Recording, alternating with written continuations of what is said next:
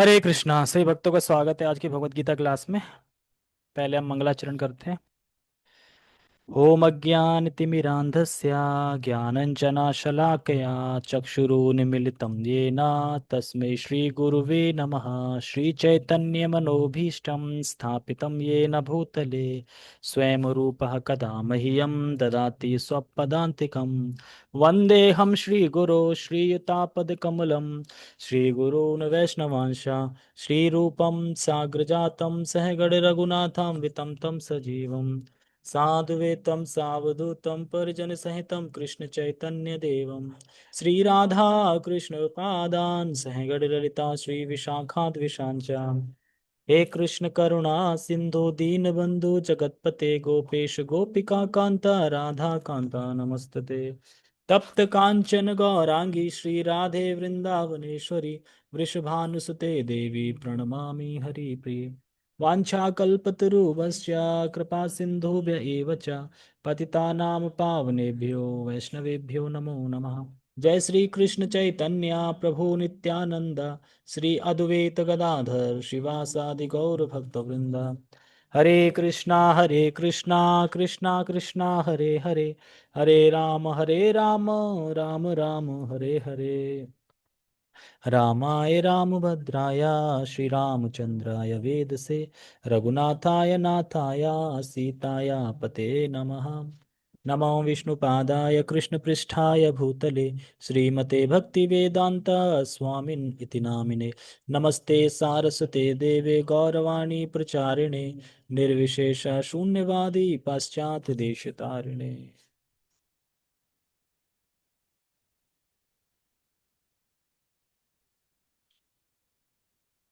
हरे कृष्णा। तो सभी भक्तों का स्वागत है आज की भगवत गीता क्लास में। हम स्टार्ट करने से पहले एक माता जी हैं, उनका थैंक यू बोलना चाहेंगे। उनका नाम है सलोनी माता जी। ग्रुप में आती हैं, देखा होगा जपा में। तो उनके वजह से ही भगवत गीता स्टार्ट हुई थी। वो कहती थी मुझे ऐसी क्लास चाहिए जिसमें एकदम शुरू से हो, बिल्कुल शुरू से। तो मैंने ठीक है, भगवत गीता शुरू से स्टार्ट कर देते हैं। तो भगवत गीता तो हमारी स्टार्ट होगी, चल भी रही, पर वो गायब हो गई। तो वो चली गई, वो गायब हो गई, लेकिन हमारी भगवत गीता स्टार्ट हो गई। वरना मैं सोच रहा था कि कब से करूं कब से करूं। हम श्रीमद् भागवतम पढ़ रहे थे अभी तक, लेकिन फिर मैंने कहा चलो स्टार्ट करते ही हैं फिर। तो अब स्टार्ट हो गई, क्योंकि उनकी बहुत जिज्ञासा थी, बहुत ज़्यादा, कि मुझे सुनना है सुनना है। तो जैसे हमारे प्रभु जी कहते हैं, एक अनार दाना भक्त होता है। अनार दाना समझते हो? अनार का दाना भक्त। वो जितनी स्पीड से आता है उतनी स्पीड से ही जाता है। तो अनारदाना भक्त ना कोई निकले बस। अनारदाना भक्त का होता है, उतना उत्साह होता है उसे, शुरू शुरू में ये भी करना है वो भी करना है, ये सेवा वो सेवा, तो डर लगने लगता है। इतना एकदम कैसे? और फिर पता चलता है एकदम गायब हो जाते हैं। और जो धीरे धीरे आता है ना, हौले हौले आता है, कर रहा है, तो वो डटा रहता है। लेकिन अनारदाना मतलब अनार दाने जैसे होते हैं ना, अनार के दाने निकले और बिखर गए, ऐसे ही बिखर जाता है। तो आप सब लोग तो मूंगफली के दाने हो, अनार के दाने नहीं हो, है ना? इसीलिए ठीक है। तो आज का श्लोक बहुत अच्छा है। हमने 2.41 में चर्चा की थी कि भगवान अर्जुन को बुद्धि योग बता रहे थे, बुद्धि योग के बारे में बता रहे थे। और जो बुद्धि का आश्रय लेता है उसका लक्षण क्या होता है, तो वो 2.41 में बताया था। व्यवसायत्मिका बुद्धि, उसकी बुद्धि एक पॉइंट पे होती है। एक पॉइंट मतलब कि बस एक के बारे में सोचती है, एक के बारे में कार्य करती है, और एक के बारे में कर्म करती है। उठते बैठते खाते पीते सोते नहाते, हर काम कर्तव्य जो भी कार्य कर रहा है वो सिर्फ कृष्ण के लिए करता है। नहा क्यों रहे? ताकि शॉपिंग जाए, इसलिए नहीं। जपा करना है, इसलिए नहा रहे हैं।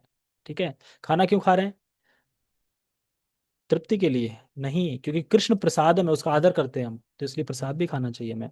तो इसी प्रकार से ये सब बताने के बाद भगवान ने बताया कि उसका एक ही लक्ष्य होता है, कृष्ण होता है, जो एक बुद्धि वाला होता है। तो वो कृष्ण भक्ति के अलावा कुछ ऐसे भी हैं जो कि जिनकी बुद्धि बटी हुई होती है, ये भी बताया। क्या बताया? बहुशाखा। तो कुछ लोगों की बुद्धि बहुशाखा भी होती है, जो बटी रहती है बुद्धि, तो ऐसे लोग भी हैं। तो कोई कहे अच्छा ऐसे कैसे आपने बोल दिया कि बुद्धि बटी रहती है, कुछ तो रीजन होगा, कुछ प्रमाण बताओ। तो फिर वेदों से प्रमाण बताते हैं कि किस प्रकार से उनकी बुद्धि बटी रहती है। तो वो इस श्लोक में अब बताएंगे। तो बहुशाखा उनकी बुद्धि है, यानी 1 पॉइंटेड बुद्धि नहीं है उनकी।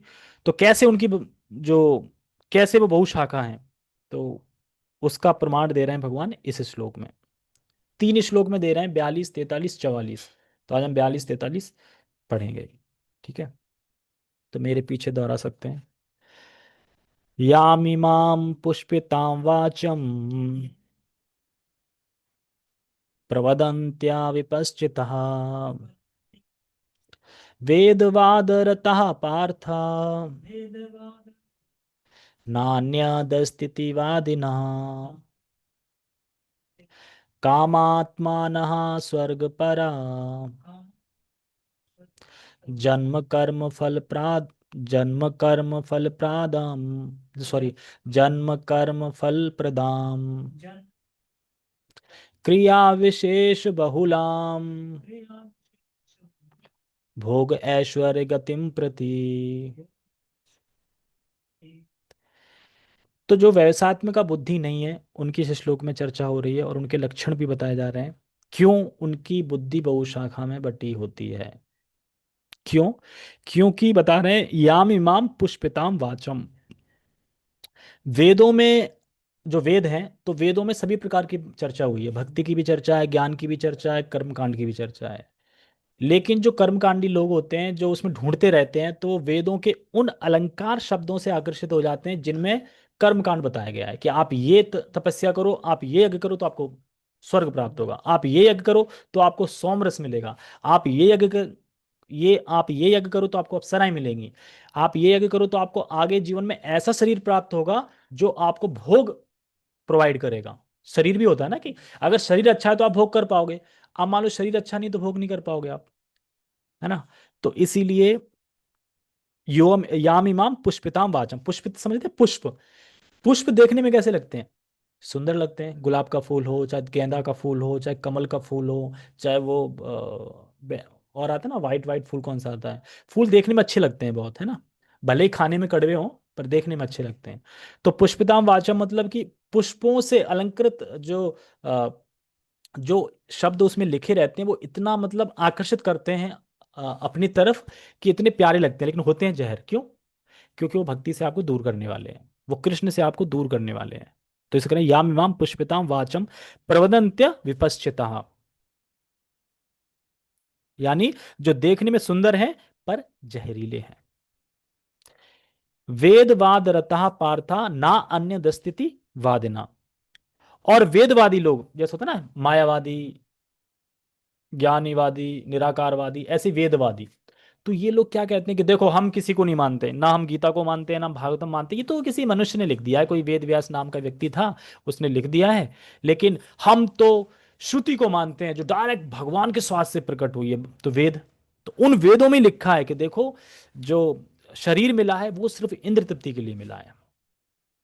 वेद वेदवादम पार्थ नान्य स्थिति वादिना। इसीलिए हम बता रहे हैं कि वो वेदवादी लोग जो वेदों के इस कर्मकांड भाग को ही स्वीकार करते हैं, हे पार्थ, वो कहते हैं इसके अलावा और कुछ नहीं है, ना अन्य दस्तिति वादिना, इसके अलावा कुछ और नहीं है। बस वेदों में बताया गया भोग करो, भोग करो, भोग करो, यही जीवन है, हम भोग करने के लिए ही आए हैं, इंद्र तृप्ति करने के लिए ही आए हैं, भोग वासना के भोग भोगने के लिए हम आए, और हमारा कोई ड्यूटी नहीं है यहाँ पे।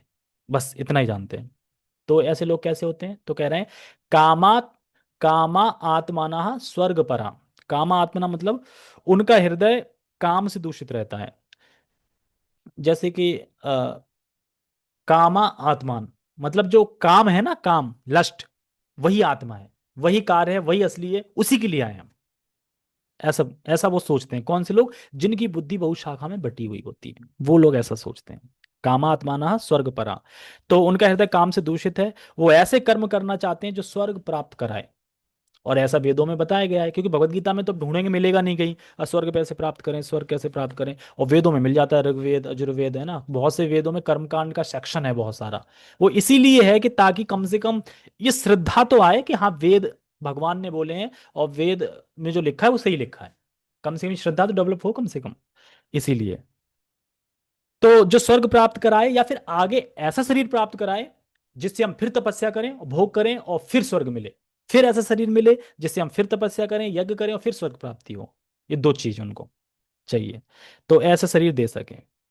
आगे कह रहे हैं जन्म कर्म फल प्रादम हुई, मतलब कि ऐसा जन्म दे सकें, ऐसा फल दे सकें, ये सब। लास्ट लाइन में कह रहे हैं क्रिया विशेष बहुलाम, मतलब वो क्रिया करने में लगे रहते हैं। आपने देखा है जो कर्मकांडी लोग होंगे कुछ ना कुछ करने में लगे होंगे, तपस्या में, या फिर कुछ उत्सव मना रहे होंगे, या फिर कोई तपस्या कर, सॉरी, कोई यज्ञ कर रहे होंगे, कोई ज्योतिष्ठम यज्ञ कर रहा है, कोई कुछ कर रहा है, या कोई कुछ नहीं कर रहा है, तो कोई कोई तो सातों दिन फास्ट रख रहा है। क्यों? अरे आज मंगलवार है, आज ये है, आज बुधवार, आज बृहस्पतिवार है, संतोषी माता है। महाराज जी बता रहे थे कड़वा व्रत, कड़वा व्रत रखते हैं, कड़वा व्रत।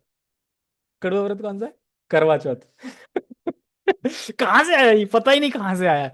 तो ऐसे भाग को वो स्वीकार कर लेते हैं, करवा, करवा चौथ है, और कोई संतोषी माता, तो ये सब बना लेते हैं वो। तो कहाँ से ये सब ऐसे बना लिया, मतलब वो लगे रहते हैं कुछ ना कुछ उसमें। मतलब वो सोचते हैं कि हम कुछ ना कुछ करेंगे तो आगे हमें स्वर्ग मिलेगा। क्योंकि वेद में स्पष्ट लिखा है कि तुम छोटे मोटे भोग में क्यों पड़े हो यहाँ पे, आओ मैं तुम्हें असीमित भोग देता हूँ, असीमित अप्सराएं होंगी, भोग ही भोग होगा वहां। अच्छा, क्या करना पड़ेगा? बस थोड़ा नियम पालन, थोड़ा यज्ञ वगैरह ये करना पड़ेगा बस, तो वो तुरंत राजी हो जाते हैं। अच्छा, ये तो बहुत अच्छा है।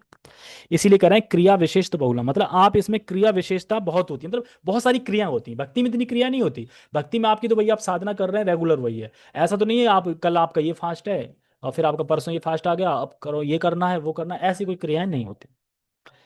और भोग ऐश्वर्य गतिम प्रति, और इसका उद्देश्य क्या होता है? ये सब क्रिया करने का उद्देश्य क्या होता है? क्रिया करने का उद्देश्य होता है भोग प्राप्त करना, देवताओं के ऐश्वर्य प्राप्त करना, ये सब चीजें होती है। ठीक है, ये श्लोक समझ में आ गया? नहीं भी आ गया होगा तो अब इतना ही मैं समझा सकता हूँ। टेक्स्ट।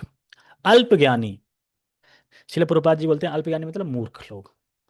अल्पज्ञानी मनुष्य वेदों के उन अलंकारिक, अलंकारिक समझते हो ना, अलंकारिक मतलब जो सजा हुआ, देखने में आकर्षित लगे शब्द। जैसे कि मैं बोलूं आज ना आपको प्रसाद में ना गुलाब जामुन, मटर पनीर, छोले, तो ये शब्द कैसे लग रहे हैं? अलंकारी, इससे आप अटैच हो रहे हो, ये। और बोले आज आपके लिए है नीम की चटनी, करेले का जूस, तो कैसे लगेंगे शब्द? ये अलंकारी नहीं लगेंगे। तो ऐसी भाषा बोल रहे हैं अलंकारिक शब्द, जिससे अत्यधिक आसक्त हो जाते हैं। कौन लोग? जो उनकी शाखा में जिनकी बुद्धि बहुत शाखा में बटी होती है, अलंकारिक शब्दों के प्रति अत्यधिक आसक्त रहते हैं, जो स्वर्ग की प्राप्ति, अच्छे जन्म, शक्ति इत्यादि के लिए विविध सकाम कर्म करने की संस्तुति करते हैं। तो ये वेदों में जो अलंकारिक शब्द हैं वो किस किस स्तुति करते हैं? सकाम कर्म, कि आप ये करोगे तो ये मिलेगा, आप ये करोगे तो आप ये मिलेगा, ऐसे करके करते हैं। तो वो काम कार्य का भाग जो वेदों में वर्णित है, जिसके द्वारा स्वर्ग की प्राप्ति होती है, तो वही बता रहे हैं कि आगे फिर ऐसा शरीर प्राप्त होगा आपको कि आप और भोग कर पाएंगे।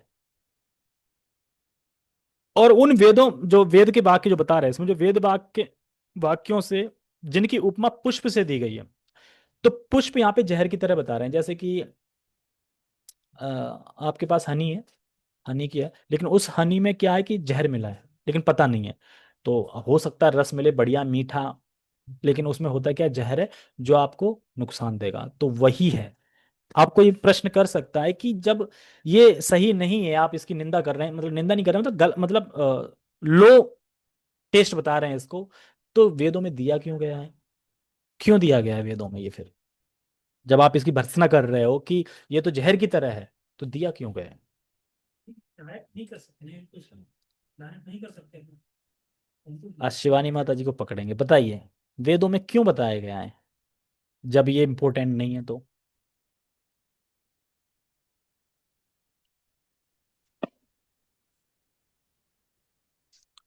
बोलिए, कोई हरे नहीं, गलत बोलिए। कृष्ण प्रभु जी। हरे कृष्णा। एक्चुअली समझ ही नहीं आया मेरे को। समझ ही नहीं आया आपको? क्वेश्चन समझ में नहीं हाँ, आया अभी तक? जो बताया वो कुछ समझ में नहीं आया? नहीं एक्चुअली अभी तो समझ आया, क्वेश्चन समझ नहीं आया मेरे को। क्वेश्चन ये है कि वेदों में बताया गया है कि आप ये कार्य करो, ये यज्ञ करो तो स्वर्ग की प्राप्ति होगी, आप ये यज्ञ करो तो आपको हाँ। सोम रस की प्राप्ति होगी। लेकिन मेरा क्वेश्चन ये है, लेकिन यहाँ पे तो इससे तो हम भक्ति से दूर हो जाएंगे। तो ये अलंकारिक शब्द जो हैं, जो हमको आसक्त कर, अटैच कर रहे हैं, मतलब आसक्त कर रहे हैं अपनी तरफ, वेदों में ऐसे वाक्य दिए ही क्यों गए हैं जब ये सही नहीं है एक जीव के लिए? क्योंकि जीव का कर्तव्य है भगवान के पास जाना। तो ये तो विमुख कर रहे हैं, ये तो हटा रहे हैं भगवान से, तो जी। ऐसे वाक्य क्यों दिए गए? ये प्रश्न है। तो एक्चुअली शायद निकृष्ट वस्तु हैं और हम बद्ध जीव हैं, और जो मतलब हम इफेक्ट हो जाते हैं हम चीजों से।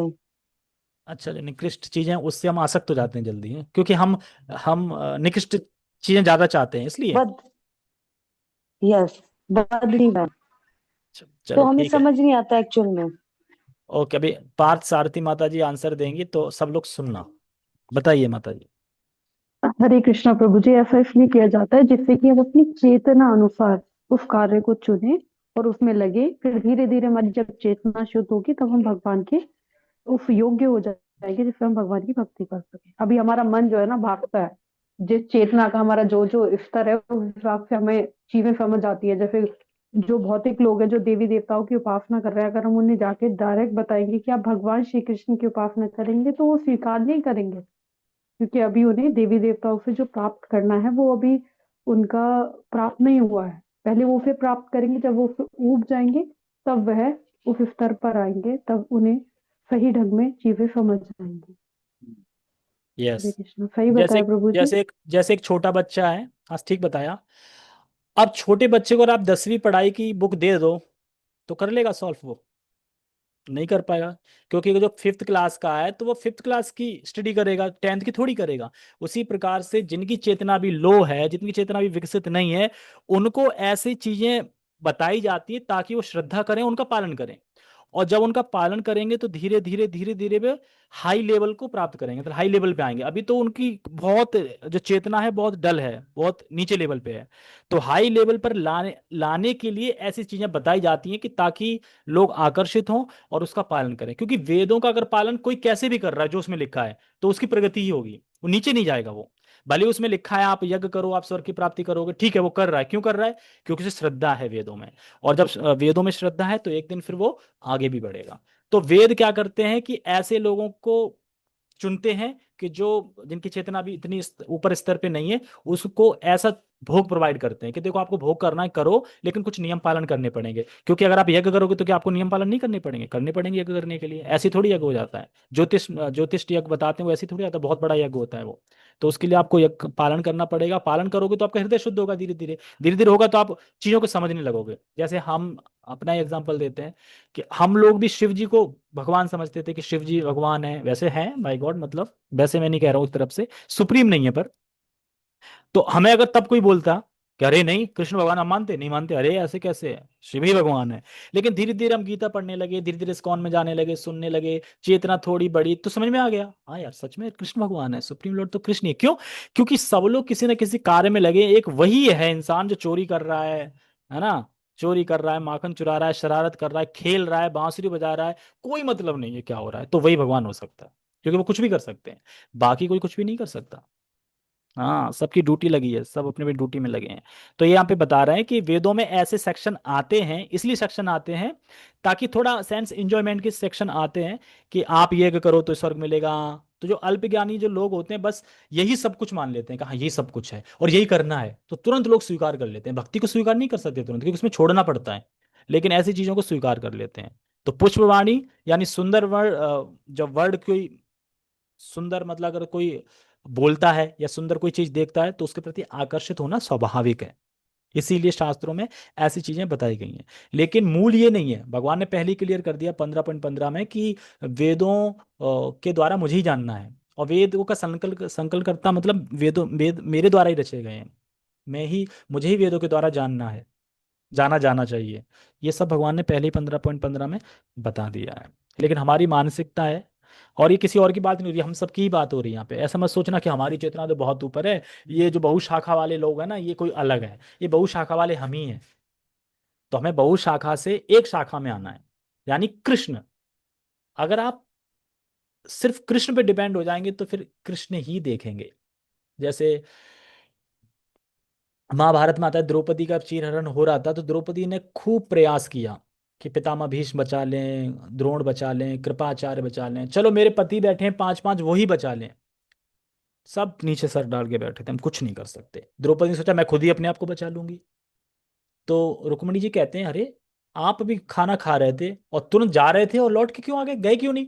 अरे क्या जाते, मैं जाने वाला था, लेकिन वहीं, वो तो वहीं थे कि जाने वाले ही थे। तो वो सरेंडर ही नहीं हुए। जब तक कोई फुल सरेंडर नहीं होगा तब तक मैं नहीं जाता, मैं कुछ नहीं कर सकता। हाँ।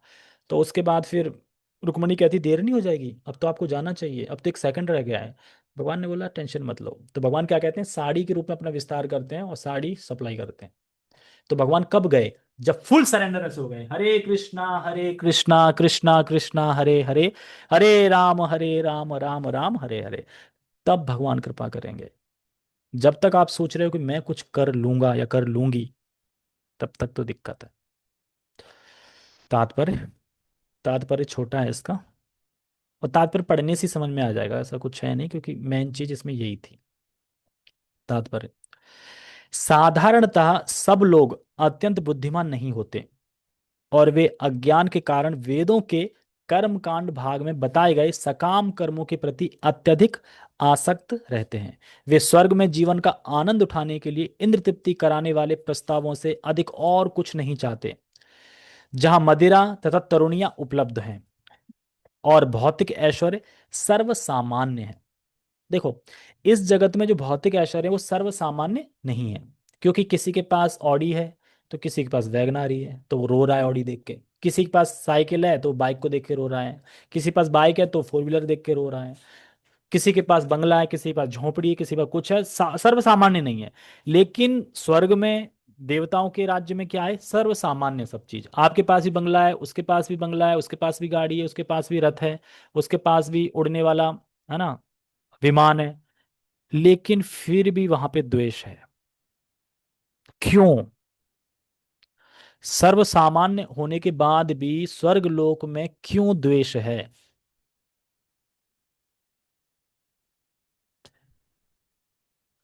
बताओ। आपके पास ऑडी, हमारे पास भी ऑडी, फिर द्वेष क्यों होगा?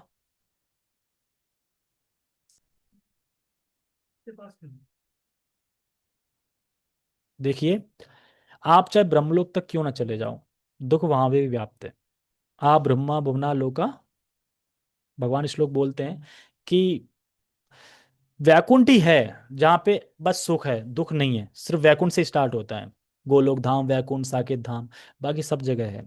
वहां पे होता क्या है, ऑडी उसके पास भी है, ऑडी मेरे पास भी है, लेकिन फिर भी वो ये सोच रहा है कि उसकी ज्यादा अच्छी है, मेरी कम अच्छी है, और वो क्या सोच रहा है, उसकी ज्यादा अच्छी, मेरी कम अच्छी। ये लगा रहता है वहां पे। यानी वहां भी सुख नहीं है, वहां पे भी आप द्वेष जलन भावना ये बनी हुई है, देवताओं के बीच में भी। आप देखो, तो क्यों इंद्र बोल रहे ये तो मेरा पारिजात पुष्प है, मैं नहीं दे सकता, जबकि कृष्ण ने ही दिया उनको समुद्र मंथन में कि लो आप ले लो, और भूल गए। तो वहां पे द्वेष हो जाता है, एक दूसरे से लोग जल जाते हैं, द्वेष हो जाता है। लेकिन फिर भी, लेकिन वहां पे अगर भौतिक ऐश्वर्य देखा जाए तो सर्वसामान्य है। ऐसा नहीं है कि किसी के पास कम है, किसी के पास ज्यादा, वहां पे सबके पास बराबर है। वेदों में स्वर्गलोक पहुंचने के लिए अनेक यज्ञों की संस्तुति है, जिनमें ज्योतिष्टोम यज्ञ प्रमुख है। पर हमारे भारतवर्ष में कुछ ऐसे साइंटिस्ट हैं जो कहते हैं कि हम रॉकेट द्वारा पहुंच जाएंगे, खोजबीन द्वारा चंद्र पहुंच जाएंगे। लेकिन नहीं, जब तक आप ज्योतिष्टोम यज्ञ नहीं करोगे आप चंद्रमा नहीं पहुंच सकते। ठीक है। तो यज्ञ प्रमुख है। वास्तव में वेदों में कहा गया है कि जो स्वर्ग जाना चाहता है उसे ये यज्ञ संपन्न करने चाहिए। और अल्पज्ञानी पुरुष सोचते हैं कि वैदिक ज्ञान का सारा अभिप्राय इतना ही है, क्योंकि वेदों में उन्होंने पढ़ लिया कि अच्छा स्वर्ग जाना है, आप ज्योतिषम यज्ञ करो स्वर्ग पहुंच जाओगे, तो वो सोचते हैं बस इतना ही है, इसके ऊपर कुछ है ही नहीं, बस। तो इस तरीके से ये चीज उनकी वो हो जाती है, इसीलिए कह रहे हैं कि अभिप्राय इतना ही है। ऐसे लोगों के लिए कृष्ण भावनामृत के दृढ़ कर्म में स्थित हो पाना अत्यंत कठिन है। अब आप इनकी मानसिकता में घुस के देखो, जो बहुशाखा वाले व्यक्ति हैं उनके अंदर घुस जाओ आप। अब सोचो कि इनकी मानसिकता में जाने के बाद हम सोचेंगे कि ये जो चाहते हैं, जो चाहते हैं बहुशाखा वाले जो व्यक्ति चाहते हैं, ये जीवन का साध्य मानते हैं। जो चाहते हैं, क्या चाहते हैं, भोग मिल जाए, स्वर्ग मिल जाए, सुरासुरी मिल जाए, है ना, सोमरस मिल जाए, ये इनका क्या है, साध्य है।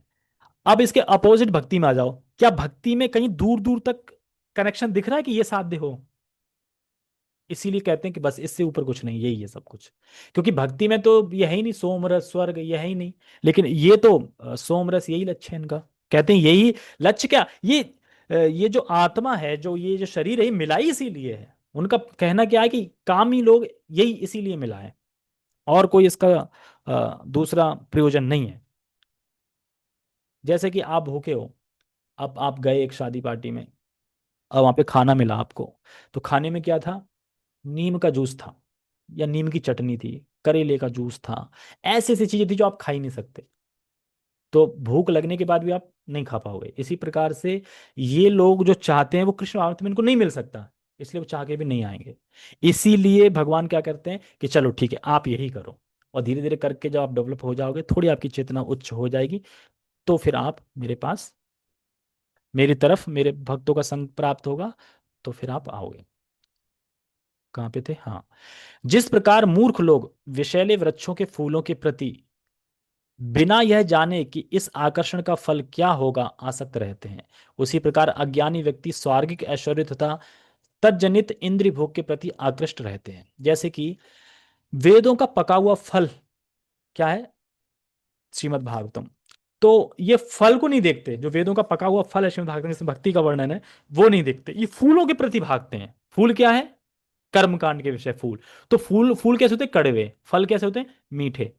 तो ये फूलों की तरफ भागते हैं, फूल देखने में अच्छे लगते हैं, सोचते हैं अच्छा अच्छा है, और जब खाते हैं बाद में तो कड़वा, क्योंकि भोग करके आप संतुष्ट थोड़ी हो सकते हैं, भोग करके तो आप और इरिटेट हो जाओगे, आप संतुष्ट नहीं रह सकते। जहरीले होते हैं, क्योंकि वो आपको भगवान से दूर करेंगे, इसलिए बता रहे हैं कि फूल जहरीले होते हैं। वेदों के कर्मकांड भाग में कहा गया है, अपाम सोम मृता अभूम तथा अच्छयम हवे चातुर्मास्य याजिना, यानी सुकृत भवती, यानी दूसरे शब्दों में जो लोग चातुर्मास तप करते हैं वे अमर तथा सदा सुखी रहने के लिए सोम रस पीने के अधिकारी हो जाते हैं। तो यह क्या सच है? अगर कोई चतुर्मास का पालन कर ले तो वो अमर हो जाते हैं? नहीं। तो ये अलंकारिक शब्द समझ में आ रहे हैं अब आपको? देखने में अच्छे लगेंगे, अच्छा अमर हो जाएंगे हम, लेकिन अमर होते नहीं है। क्यों? क्योंकि भगवान बात काट दी है कि ब्रह्मा तक आप चले जाओ, वहां से आपको लौट के आना पड़ेगा जन्म मृत्यु चक्र में। लेकिन कहा गया है कि एक नाम से आपका उद्धार हो जाएगा, तो कहीं काट है इस चीज का कि नहीं एक नाम से उद्धार नहीं हो सकता? कहीं किसी शास्त्र में नहीं मिलेगा। लेकिन ये जो अलंकारिक शब्द है इसका काट मिल जाएगा ज्ञान शास्त्र में। वेदों के जो कर्मकांड भाग में जो बड़ी चड़ी बातें बता दी हैं कि आप सोम रस पी जाओ, पी लो तो आप अमर हो जाओगे, तो ये इनका काट है। ठीक है। यहां तक इस पृथ्वी में भी कुछ लोग सोम रस पीने के अत्यंत इच्छुक रहते हैं, और यहाँ के सोम रस का नाम होता है शराब, सड़ी हुई शराब। प्रभु जी बता रहे हैं कि सड़ी हुई चीज लेने के लोग लाइन लगाते हैं, देखो ठेका पे लाइन लग जाती है, सड़ी हुई चीज लेने के लिए लोग लाइन लगाते हैं। कैसे? जानो कितने कितने साल फलों को सड़ाते हैं, अंगूर वंगूर पता नहीं क्या क्या सड़ाते हैं, फिर उससे शराब बनाई जाती है कुछ मिला मिलो के, पता नहीं कैसे, जिससे वे बलवान बने और इंद्र तृप्ति का सुख पाने में समर्थ हों। ऐसे लोगों को भवबंधन से मुक्ति में कोई श्रद्धा नहीं होती, उनकी कोई श्रद्धा ही नहीं होती। मुक्ति क्या है? कुछ नहीं, यही जीवन है, भोग करो यही जीवन है। देखो वेदों में लिखा है, वेदवादी। हम गीता को नहीं मानते, हम गीता भागवतम को नहीं मानते, हम वेदों को मानते। वेदों में लिखा है आप इंद्र तृप्ति खूब करो, कोई दिक्कत नहीं, इसीलिए जीवन मिला है बस। ये इनका गड़बड़ है, श्रद्धा नहीं होती, और वे वैदिक यज्ञों की तड़क भड़क में विशेष आसक्त रहते हैं। वैदिक यज्ञ होते हैं ना तड़क भड़क, उसमें बिजी रहते हैं। वे सामान्यतः विषयी होते हैं और जीवन में स्वर्ग आनंद के अतिरिक्त और कुछ नहीं चाहते। कहा जाता है कि स्वर्ग में नंदन कानन नामक अनेक उद्यान हैं, जिनमें देवी सुंदरी स्त्रियों का संग तथा प्रचुर मात्रा में सोम रस उपलब्ध रहता है।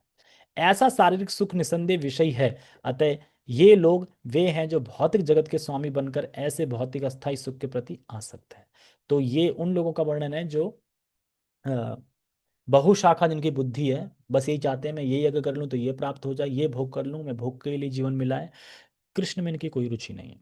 आगे श्लोक आएगा, ये बहुत अच्छा श्लोक है, भोग ऐश्वर्य प्रसक्ता नाम तया प्रतचेतसाम व्यवसात्मिका बुद्धि समाधो न विधीयते। इसको हम कल पढ़ेंगे, ठीक है। हरे कृष्णा।